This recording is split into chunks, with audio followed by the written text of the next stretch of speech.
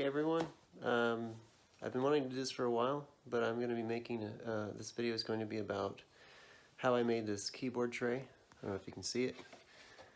For any computer desk, where you can take it and attach it underneath. And I'm going to separate that once I finish this introduction. I'm going to show you everything laid out. All the pieces that I got, and you can get all these pieces from places like Home Depot or Lowe's. So here it goes. Okay, so here is a list of the items that I used to make my keyboard tray, and this is for a 61 key Nectar keyboard. So it may be different depending on what size your keyboard actually is. So here is the piece of, I just got a piece of pine just from a hardware store like Home Depot or Lowe's, and you can see the measurement of that is just barely less than 39 inches. So you could probably do like 39 or 38 and 7/8 or 39 inches, because depending on how much room you have underneath your desk. But I'm just using an IKEA desk, and that's this right here. You can kind of see it's kind of dark, but that's kind of, and then I use an IKEA wired tray to hold all the wires. It's pretty messy right now, but anyway, so that's the board. That's the length. Let me just get the width here for you guys. So the width is going to be 12 inches. So 12-inch width on that piece of pine. And the reason why I used pine instead of like another hardwood or even plywood is because it's already the right size that I need.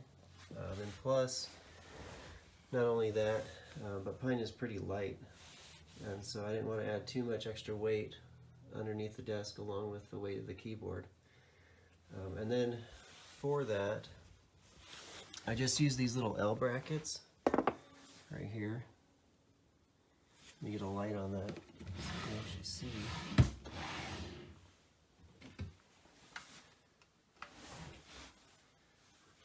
So here is, it's just a 4-inch by 7/8 inch L bracket. This has got two,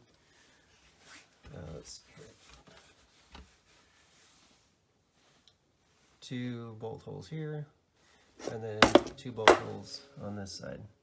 And this is the part that I just attached underneath the desk, just like that. This goes in the side here, and then it attaches underneath the desk with the screws. And the screws that I used are these. They are, I'm gonna make sure that they're the flat-headed underneath. I don't know how to really describe that. And then they are approximately, let me get a tape measure, or a measuring stick here. So I think these were sold in the custom bin under centimeters or millimeters. So it's about 2 centimeters long from the bottom of the bolt head to the end of the screw. And these seem to work well. I had used these on plywood as well. When I had another desk, it was just made out of plywood, and it worked fine. It didn't pop through the top or anything.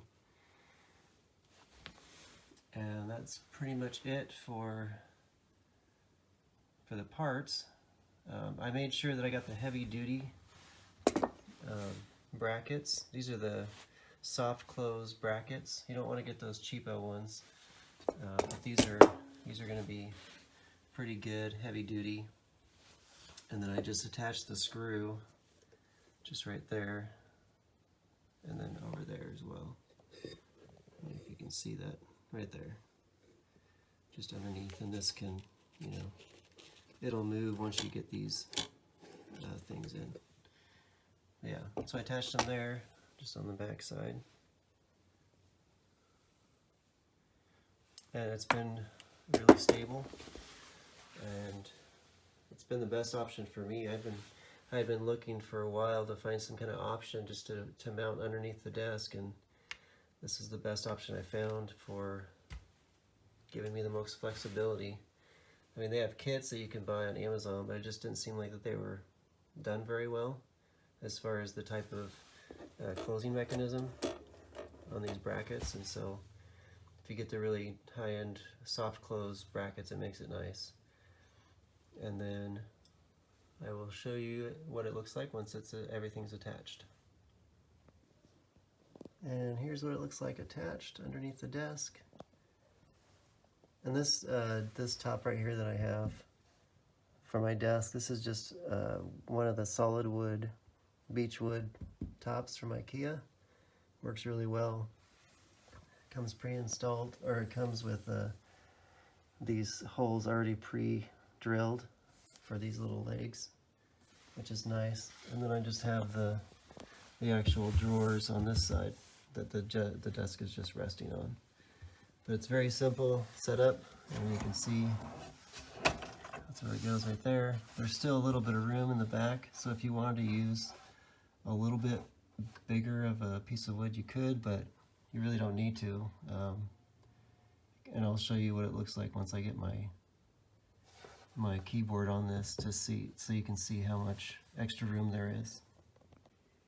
All right, so here is basically the distance that I have on the side of each side of the keyboard. So it fits just right for my situation. Obviously you'd want to get a bigger tray if you had a larger keyboard, like 81 key or whatever. And then underneath, I haven't decided if I'm going to do this yet, but you could actually drill or route out a little hole or something as a pull handle to pull this out, which makes it a little bit easier.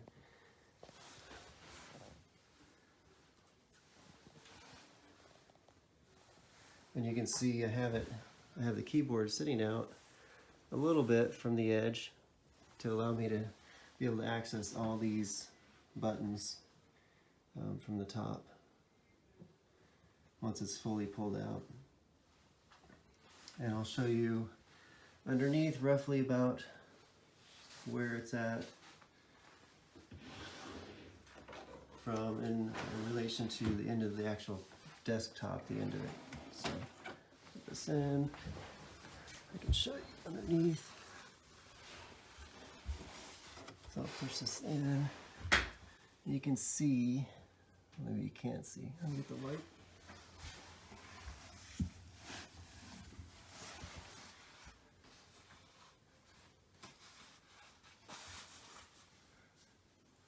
Okay, so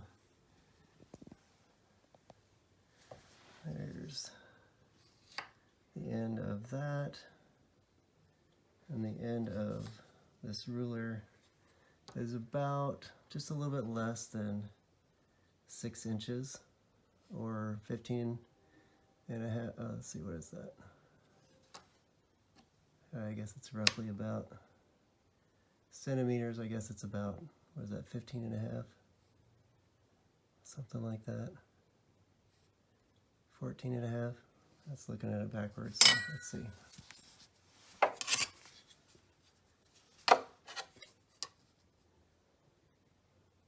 Yeah, it's about 15 centimeters long if you're going by metric. So here's what it looks like as I'm putting it in, just so you can see with the soft close brackets. Let's start from this side, maybe it'll show it. So just push it in, and it closes really gently.